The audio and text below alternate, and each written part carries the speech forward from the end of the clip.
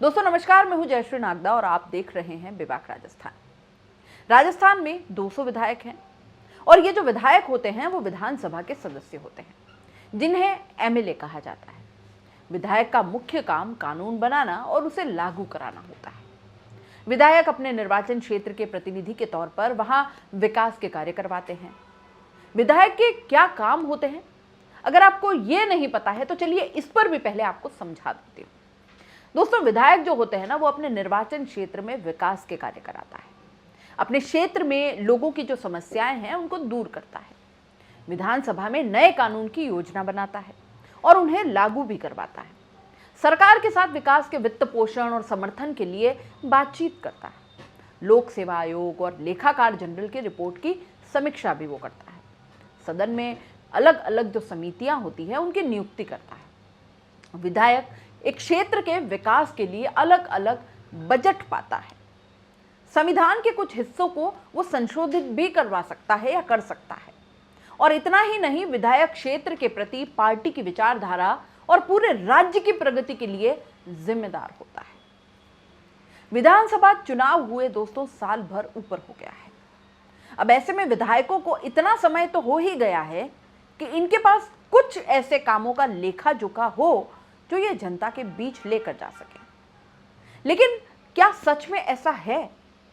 अपने भाषणों में, अपनी मीटिंग्स में या अपने प्रेस कॉन्फ्रेंस में इस तरह की कोई रिपोर्ट क्या ये पेश करते हैं? क्या कोई भी विधायक ऐसी कोई उपलब्धि बताते हैं जो लंबे समय से अटकी पड़ी थी या जिसकी बेहद मांग थी और जनता को उन्होंने तुरंत राहत दे दी हो?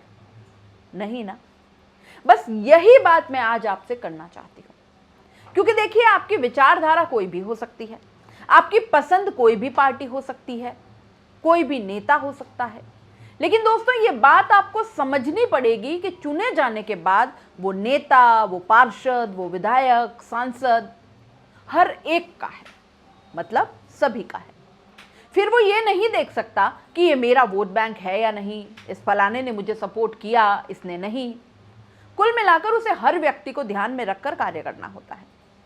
लेकिन होता दोस्तों इसका जस्ट उल्टा है। अपनी लग्जरी में दिन दूनी रात चौगुनी तरक्की होती है इनके, और जनता यूं ही मुंह ताकती खड़ी रहती है। ठीक उसी तरह जैसे उदयपुर में आयड को हर बार घोषणा पत्र में तो वेनिस बनाने का सौभाग्य प्राप्त होता है, लेकिन असल में आज तक नहीं बन पाई। और अब तो नेताओं ने भी इस शब्द का अमूमन उपयोग करना भी बंद ही कर दिया है कि बेकार में ही फजीहत हो जाती है, होना जाना कुछ है नहीं। सिर्फ आयड ही क्यों, ऐसे कई मुद्दे हैं जिन पर उदयपुर की जनता आज भी मुंह ताक रही है। ट्रैफिक व्यवस्था ले लीजिए, टूरिज्म जब जब बूम पर होता है, या वीकेंड्स पर ही ले लीजिए, सड़कों पर ट्रैफिक रैंग रैंग कर चलता है। हर कोई बेबस, लेकिन इसका कोई हल नहीं है। झीलों का शहर है कहने को, लेकिन साहब रोज 24 घंटे पानी नहीं मिल पाता। सफाई की रैंकिंग आप देख ही लीजिए। फिर कुछ युवा कभी गंदगी महापौर के घर के बाहर डालकर ध्यान खींचने की कोशिश करते हैं, तो कभी थैंक यू उदयपुर नगर निगम लिखकर। सड़कों की स्थिति बारिश में ऐसी हो जाती है जैसे आप किसी दूसरे ग्रह पर पहुंच गए हों, इतने गड्ढे। और स्मार्ट सिटी के दावे भी बारिश के उस पानी के साथ बहते चले जाते हैं, जो उफान पर तो आते हैं एक बार, लेकिन फिर गायब हो जाते हैं। शहरवासी गंदा पानी पीने को मजबूर हैं। ऐसे कई मुद्दे हैं दोस्तों जो बाह फैलाए खड़े तो हैं, लेकिन विधायक इन मुद्दों से बेवफा प्रेमी की तरह मुंह मोड़कर चले जाते हैं। विधायक मत से होने वाले कामों का लेखा जोखा जरूर जनता के सामने रखा जाना चाहिए, तभी जनता को भरोसा होगा। जनता तभी दोबारा चुनेगी, वरना फिर ऑप्शन देखने लगती है, क्योंकि वो ठगा सा महसूस करती है। दोस्तों, इस पूरे मामले को तर्क सम्मत बनाने के लिए एक सर्वे भी आपको दिखाएंगे। दैनिक भास्कर ने दोस्तों एक सर्वे किया है। उस सर्वे से आप समझ जाएंगे कि स्थिति कितनी भयावह हो गई है। देखिए, आंकड़े आपकी स्क्रीन पर हैं। दिसंबर 2024 में विधायकों का 1 साल पूरा हुआ। दैनिक भास्कर ऐप ने विधायकों के कामकाज को लेकर यह सर्वे करवाया। 8 से 12 जनवरी के बीच यह सर्वे चला और इसमें 3,82,000 लोगों ने हिस्सा लिया। 10 सवालों पर हाँ या ना में जवाब देकर इस पूरे रिपोर्ट कार्ड को तैयार किया गया। और दोस्तों, आपको जानकर के आश्चर्य होगा कि राजस्थान के 70% विधायकों को जनता फिर से वोट ही नहीं देना चाहती है। जी हां, 70% नेता। एमएलए को वापस बुलाने का अधिकार अगर उनके पास होता तो 69% को वो आज ही हटाते। सोचिए कितना कमाल है ये कि राजस्थान के 200 में से केवल 5 विधायकों को ही 70 से ज्यादा नंबर मिले हैं। शर्म की बात है।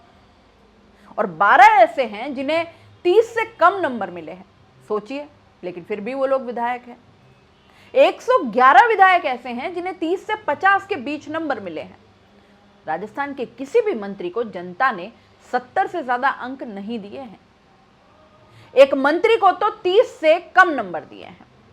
और 12 मंत्री ऐसे हैं जिन्हें 50 से 70 के बीच नंबर दिए हैं। 12 मंत्री ऐसे हैं जिन्हें 50 से 70 के बीच नंबर दिए हैं। और 10 मंत्रियों के नंबर दोस्तों 30 से 50 के बीच हैं। 30 से कम नंबर पर मंत्री होना अपने आप में ही बड़ा सवाल है। उन पर वैसे ही सवालिया निशान लग जाता है। दोस्तों, यही होता है जब आप जनता से किए वादों को पूरा करने से ज्यादा जब विधायक साहब नफरती बयानबाजी में लिप्त रहें। यही होता है जब आप जनता की तकलीफों से ज्यादा एक दूसरे पर आरोप प्रत्यारोप में अपने आप को उलझाए रखें। वरना काम करना चाहें तो समय कम नहीं होता, संसाधन कम नहीं, बस कमी है तो इच्छा शक्ति की, कुछ कर गुजरने की, कुछ जनता को के नाम कुछ ऐसा कर देने की आपको सालों साल या आप जब तक जिए, और जब तक जिए क्यों आपके मरणोपरांत भी आपको याद किया जाए, इतना कुछ आपके पास होता है। क्योंकि जनता आपको चुनती है ताकि आप उनकी समस्याओं को सदन में उठा सकें, उनके निस्तारण करवा सकें। लेकिन तमाम विधायक साहब जरा अपने मन को भी तो कभी टटोलें। क्या मुंह लेकर जनता के बीच वापस जाएंगे, बस उतना ही रिकॉर्ड कम से कम जोड़ लीजिए कि जब वोट मांगने जाएं तो अंट शंट नफरती बयानबाजी की जगह अपने काम लेकर जनता के बीच जा सके। बाकी खैर, जीतने के लिए साम दाम दंड भेद तो राजनीति में चलता ही है। इस पूरे मामले पर आप क्या सोचते हैं? अपने राय कमेंट बॉक्स में लिख दीजिएगा। जाते जाते चैनल को लाइक, शेयर और सब्सक्राइब जरूर कीजिएगा। नमस्कार।